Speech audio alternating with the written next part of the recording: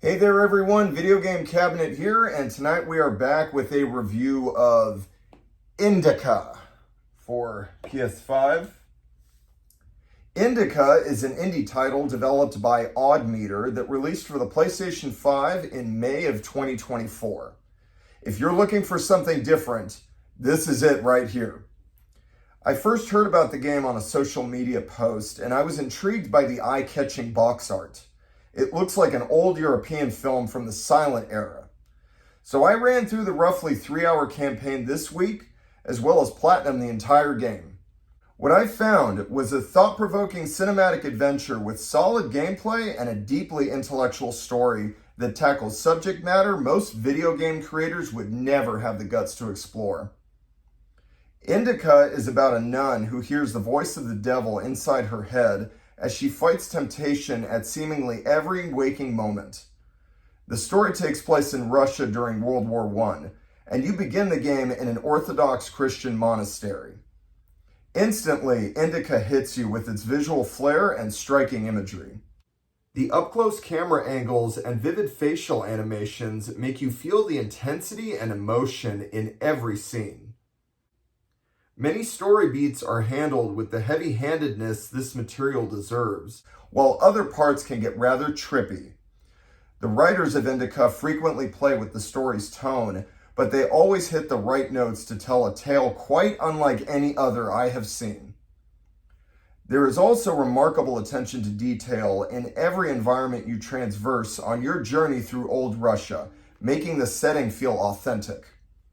The overall presentation in this game is just outstanding. And bearing the weight of it all is the incredible cast of voice actors, especially Isabella Inchbald, who gives a powerful performance in the lead role. The cutscenes and walking segments are broken up by neat little environmental puzzles and chase sequences that fit well with the cinematic presentation of the game. Some were real brain teasers, and I really enjoyed them.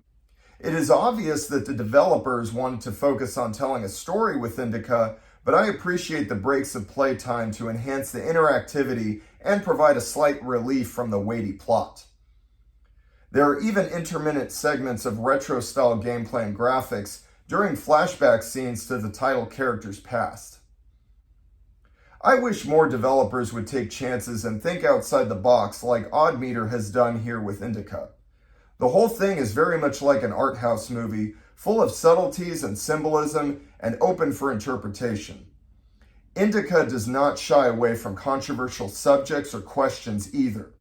You will find fascinating commentary on faith, temptation, religion, and psychology throughout. It's big stuff for any form of entertainment media, let alone a video game. And it all ends with a finale that is absolutely brilliant and has a lot to say about humanity. Indika may not be a long playthrough, but it weaves a provocative tale that will make you want to replay and discuss it long after the credits roll. I rate Indika a 9 out of 10. And that is my review. Yeah, this one, really what made me want to say, like, oh, I have to play this was just this eye-catching box art. I mean, look at this. This thing looks like an old foreign movie, like one of the old silent movies from Russia. Like if you've ever seen it, Battleship Potemkin.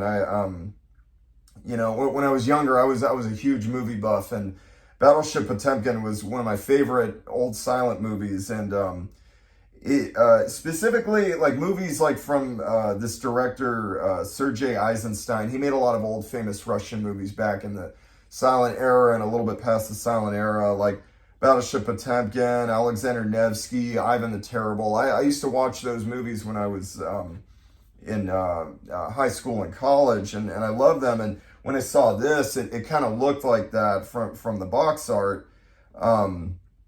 But it's, the game itself, it is a lot of serious subject matter, and it does take place in Russia, but a lot of scenes are really, really trippy.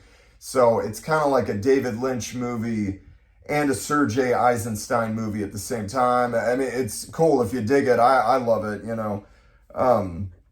David Lynch movies, I've really started to appreciate those more as I've gotten older, specifically Mulholland Drive. So if you like Mulholland Drive and Battleship Potemkin, this game is right up your alley. So, but yeah, it's about nuns. It's a lot of stuff about religion.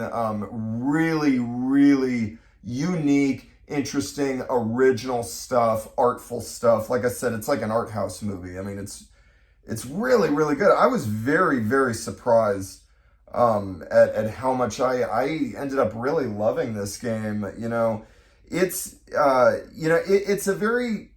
It's much like a lot of cinematic games that focus on story, might be a little bit light on gameplay for some, and they're usually kind of short. Like some may dub them walking simulators. I would not call this game that. It has environmental puzzles, but there's no like boss fights or nothing per se. But like, I really liked it. You can even like if you like survival horror games that are deep in like psychological themes. You'll also like this too. This game is very psychological, but I thought it was really great. I thought it told a really, really deep psychological story that had a lot of commentary on religion and faith and humanity and human behavior and just a lot of different things. Very ambitious. Even though it's super short, it only took me about 3 hours, and I ran through it twice in a row. And I even platinumed the game. That wasn't too difficult. I just thought it was really, really great. I think it's really something special. It's a real treat. Short but sweet, very great, very profound at the end, I thought. I think, if you go out and play it, you'll be talking about it for a while. It's, the ending was quite brilliant and quite profound in my opinion. I thought it was really great. So just go out and enjoy it. But anyway, those are all my thoughts. 9 out of 10 for Indika. Definitely check this one out and have a good night.